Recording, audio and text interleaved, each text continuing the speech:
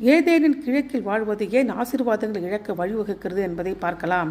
ஆதாமும் ஏவாளும் பாவத்தில் வீழ்ச்சி அடைந்ததனால மனுஷர்களை ஏதேமை விட்டு துரத்திவிட்டு ஜீவ விருட்சத்துக்கு போகும் வழியை காவல் செய்ய ஏதேன் தோட்டத்துக்கு கிழக்கே கேருபீன்களையும் வீசிக்கொண்டிருக்கும் சுடரில் பட்டயத்தை ஆண்டவர் வைக்கிறாரு. இரண்டாவது, காயின் தன் சகோதரன் ஆபேலின் பலியை தேவன் ஏற்றுக்கொண்டதனால பொறாமை கொண்டு அவனை கொலை செய்கிறார். அதனால் அந்த பாவத்திற்கு ஒரு தண்டனை செலுத்த வேண்டும். ஆகவே காயின் கர்த்தருடைய சன்னிதானத்தை விட்டு புறப்பட்டு ஏதேனுக்கு கிழக்கான நோத் என்னும் தேசத்தில் குடியிருக்கிறாரு. காயின் தேவனுடைய பிரசன்னத்தை விட்டு போக நிர்பந்தப்படுத்தப்படுகிறான். ஆனால் அவன் நோத்துக்கு அனுப்பவில்லை. தானாகவே அந்த நோத்தை தேர்ந்தெடுக்கிறான். ஆனால் நோத்தோ ஏதனுக்கு கிழக்கே இருக்கிறது. ஆகவே ஆதாமும் ஏவாளும் காயினும் தேவனுடைய பிரசன்னத்திலிருந்து துரத்தப்பட்ட பிறகு கிழக்கு நோக்கி செல்கிறாங்க.